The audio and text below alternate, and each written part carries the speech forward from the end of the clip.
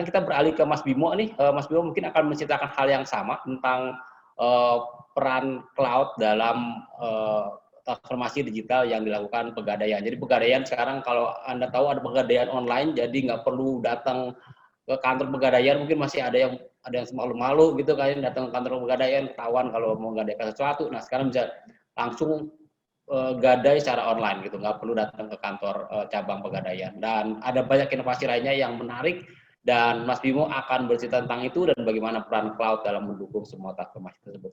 Mas Bimo, untuk waktunya silakan. Baik, terima kasih Mas Wisnu. Selamat siang, selamat pagi semuanya. Terima kasih waktunya. Mungkin sedikit perkenalan aja, nama saya Bimo Wikanhantoro. Mungkin background-nya mirip dengan Mas Paul tadi, former consultant gitu kan. Kayak saya di Eropa kemarin basisnya. Nah, sekarang saya mau cerita dikit tentang digital transformation di Pegadaian dan gimana cloud membantu. Kalau misalnya teman-teman pasti tahu lah, tagline-nya Pegadaian kan menyelesaikan masalah tanpa masalah. Gitu. Sekarang ada tambahan cloud, dengan cloud menyelesaikan masalah tanpa masalah. Next slide please. Ya, jadi saya cerita dikit. Pegadaian itu perusahaan yang luar biasa tua, 119 tahun. Kalau saya nggak salah itu perusahaan nomor 2 tertua di Indonesia, behind BRI gitu kan.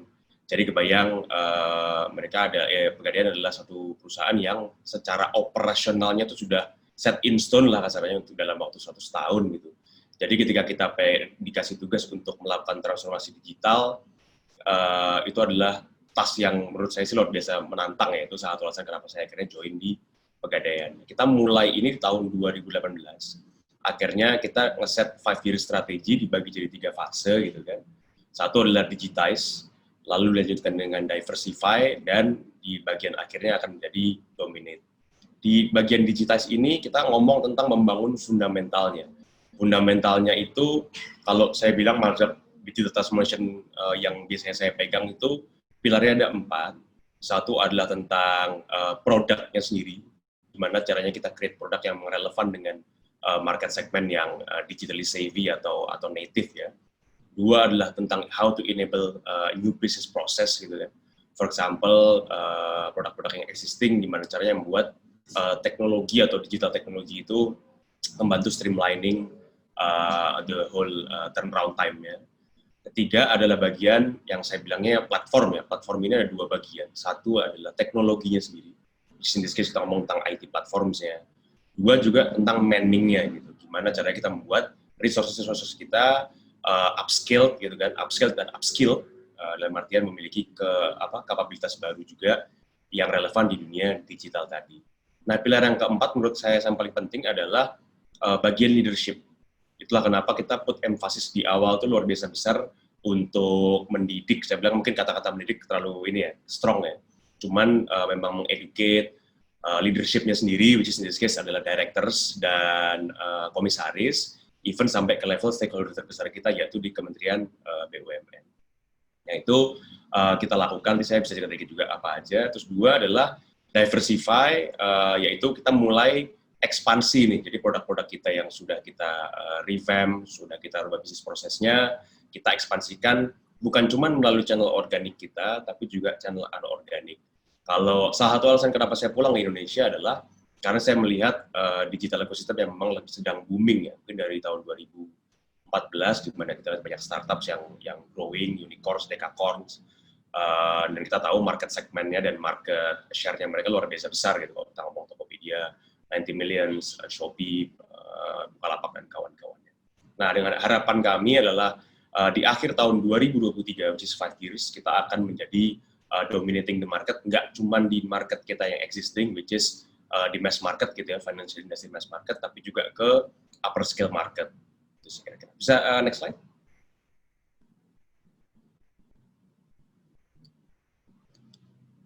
Next slide, please. Ya, thanks. Oke, jadi saya cerita dikit apa sih sebenarnya kita lakuin di 3 bagian tadi. Digitize, kita deploying beberapa teknologi dan bisnis proses yang baru gitu ya. For example, namanya orang gade itu adalah bawa barang ke kantor Pegadaian gitu kan, barangnya diambil, di-appraise, kita kasih loan-nya, terus barangnya kita simpan. Saat ini prosesnya masih semi manual gitu kan, nah akhirnya kita mempropose satu sistem yang IoT based di situ untuk digital inventory management. Terus kita juga melakukan eKYC. Kita saat ini sudah meluncurkan eKYC bekerja sama dengan institusi pemerintah juga, which is Dukcapil gitu kan.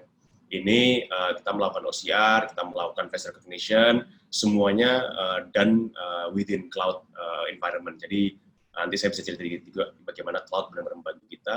Lalu tadi fundamental, saya fokus ke fundamental di mana kita merubah cara kerja orang-orang kita. Kita adopting full agile way of working, di mana yang saya bilangnya apa ya, organisasi yang lama kita pecah-pecah menjadi model squad dan eventually bakal menjadi tribe gitu kan, di mana orang menjadi cross functional teams yang sebelumnya belum pernah terjadi. Tadi kalau nggak salah Mas Habib juga mention tentang silo apa ya, mentality yang memang normal sekali diadopsi teman-teman kita di perusahaan-perusahaan Indonesia. Itu mencoba kita break di situ dan so far alhamdulillah sudah jalan dengan baik sih. Beberapa juga, for example tadi adopting microservice architecture yang sebelumnya full monolithics. Terus kita juga ada mulai adopsi robotic process automation. Tujuannya apa? Untuk sekali lagi streamlining, kita nge-push untuk biar terjadinya efisiensi. Karena by the end of the day, mungkin Mas Paul juga punya pengalaman yang sama. When we talking about transformation, we're always talking about the impact, right? Always talking about orang yang mau kita coba rubah pola pikirnya, mereka harus merasakan sebenarnya, oh apakah deployment baru ini memang benar-benar membantu pekerjaan saya yang existing gitu. Salah satu alasan kenapa kita memilih RPA adalah karena outlet kita tuh banyak sekali, sekitar 4.300 outlet di seluruh Indonesia, dari Sabang sampai Merauke gitu kan, di mana masih banyak sekali mereka melakukan pekerjaan-pekerjaan yang repetitif dan memang apa ya, non-digital basis lah, masih pakai paper dan kawan-kawan. Itulah kita mulai mengadopsi di situ biar teman-teman di lapangan juga merasakan, oh memang perusahaan kita memang sedang bertransformasi.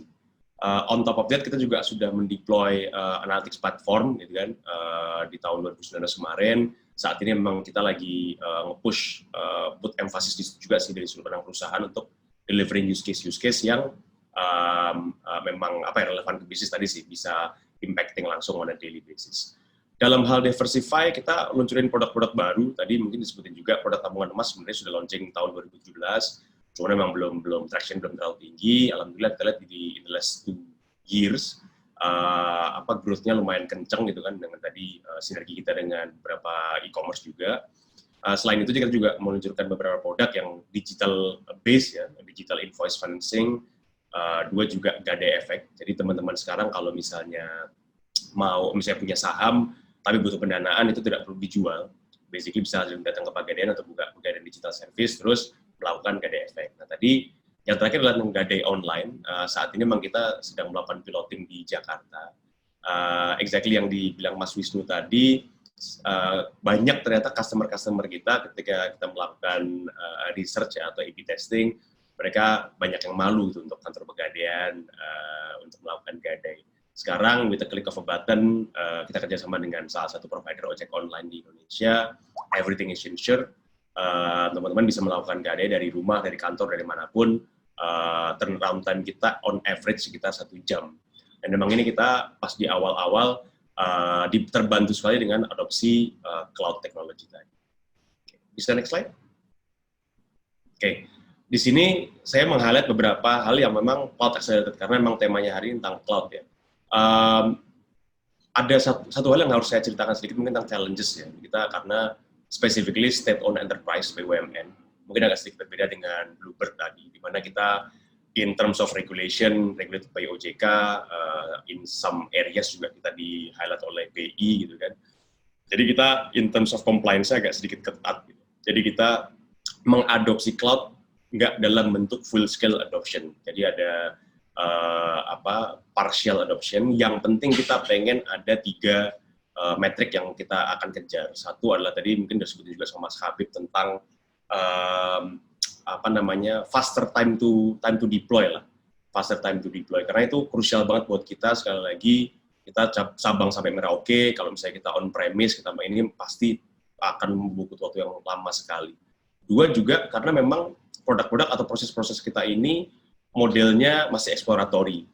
Hence, adopsi di cloud menurut saya masih sangat menguntungkan. Kenapa? Karena kita nggak perlu komit di depan ada capex sekian untuk providing satu service yang secara demand pasti masih fluktuatif. Dan ketiga, kebanyakan dari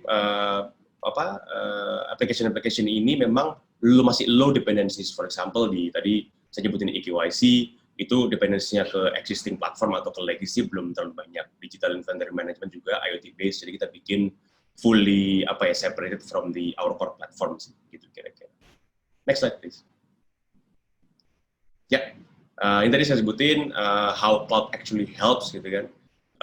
Tadi digital inventory management, procure and setup dev-nya cepat sekali gitu kan.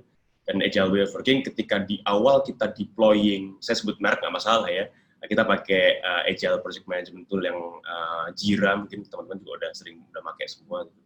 Kita di awal ada dua pilihan, satu adalah either on premise atau kita bisa push through langsung via cloud, which is in that case kita pilih directly to cloud karena instantly in the next week kita udah mulai bisa adopting platformnya, application dan new way of working.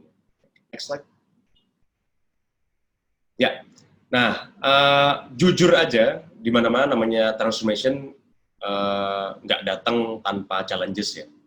Karena satu kita BUMN, mungkin kami adalah batch pertama yang menjadi pro hire, external hire di sini dengan kita menyuarakan halal baru yang digital. Mungkin teman-teman yang sudah lama di Pegadaian belum terlalu fasih dengan itu gitu kan. Jadi memang sampai 2019 mid itu traction kita sempat mengalami challenges. Sayangnya dan untungnya terjadilah pandemi COVID-19 ini tadi. Jadi it's a bit of a funny situation. Mungkin teman-teman juga udah pernah dengar tentang polemik yang who's your chief digital transformation gitu kan, is COVID-19, which is in our case is actually true. Semenjak terjadinya pandemi COVID ini tadi, semua tooling-tooling kita, semua inisiatif-inisiatif kita yang secara adoption rate-nya belum terlalu tinggi, ternyata mengalami pelonjakan adoption yang luar biasa gitu kan. Tadi misalnya kita ngomong collaboration tool, dulu misalnya orang lebih milih untuk beneran traveling ke luar pulau, ke luar kota gitu kan. Sekarang purely semuanya kita drive menggunakan video call platform. For example, hal yang simple deh untuk yang undangan meeting, kita ngomong tentang kalender, itu semuanya adopsinya lebih tinggi lagi. Next slide please. Ya, ini lebih spesifikin juga. Jadi tadi kita ngomong tentang orang nggak bisa traveling, orang nggak bisa bersentuhan langsung. Akhirnya kita juga mengadopsi digital signature. Kalau teman-teman tadi saya ngomong kita di BUMN banyak sekali limitasinya, terutama di bagian compliance. Setelah COVID-19, alhamdulillahnya tim compliance kita sudah amat sangat terbuka gitu ya. Jadi kita sudah mulai bisa mengadopsi platform digital signature yang partly memang tadi juga kita deploy di cloud juga sih. Dan yang saya mungkin paling berasa ya di customer adalah ketika kita ngomong di outlet sendiri. Karena outlet kita ada keterbatasan jam buka gitu kan dari pemerintah juga. Akhirnya mau nggak mau kita harus memaksa customer untuk shifting their way of thinking juga gitu. Jadi masih banyak teman-teman customer kita yang datang ke cabang-cabang. Akhirnya kita melakukan strategi di mana kita melakukan defleksi. Jadi orang datang ke cabang, kita educate untuk mereka mengadopsi front end platform kita. Kita juga menyediakan point of sales, digital point of sales gitu, di mana transaksi-transaksi bisa dilakukan di alat itu tanpa perlu masuk ke dalam cabangnya sendiri. Gitu. Dan so far kita melihat bahwa behavior customer kita sudah shifting menuju ke arah yang saya bilangnya digital adoption ready lah. Next slide please. Right.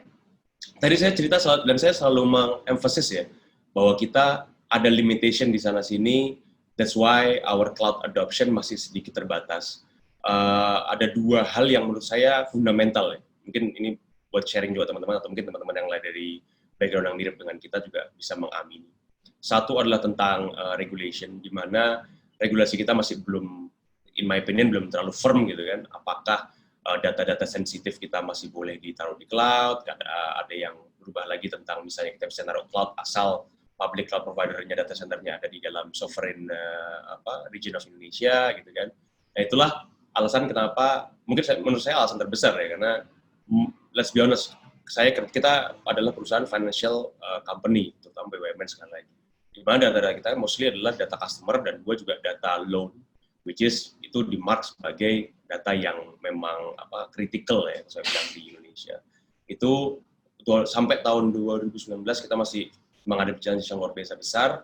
Akan tapi kami berharap di tahun 2020 ini sepertinya sudah mulai terbuka jalannya untuk ke arah sana. Jadi hopefully challenge nomor 1 akan menjadi lebih mudah. Nah, poin yang nomor 2 ini mungkin it's a bit of a funny thing ya, it's a bit of a polemic sih.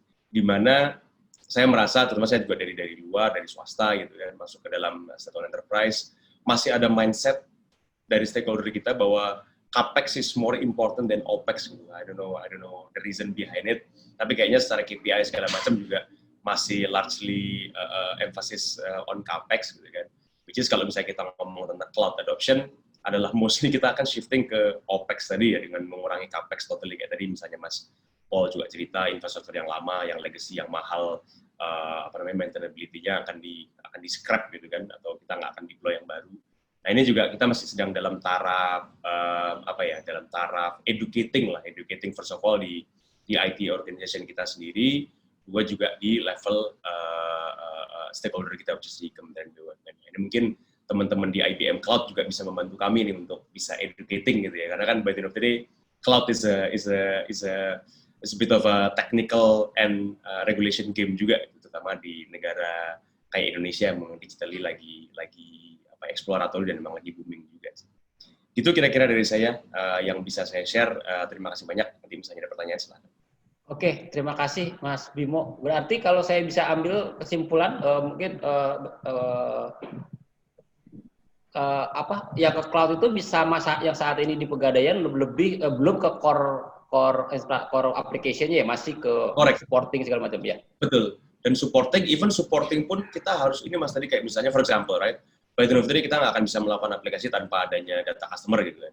Even that ya kita masih harus hashing, kita masih harus make sure bahwa itu nggak ke ini ya ke belakangnya lagi. So it's a bit of a exquisite game lah kalau saya boleh bilang. Kayak kucing-kucingan dikit lah. Oke, berarti challenge-nya emang di situ tuh ya, ada regulasi, ada segala macam gitu. Tapi memang ya mungkin saya juga jadi mendapat pencerahan gitu bahwa memang ketika ngomongin transformasi digital, ngomongin cloud, perusahaan seperti Pegadaian akan memiliki different set of problem dibanding tadi Mas Paul dengan Bluebird-nya ya. Jadi ada banyak masalah yang harus. Oke, kita nanti akan bahas tantangan tersebut dan bagaimana sebenarnya bisa solusinya.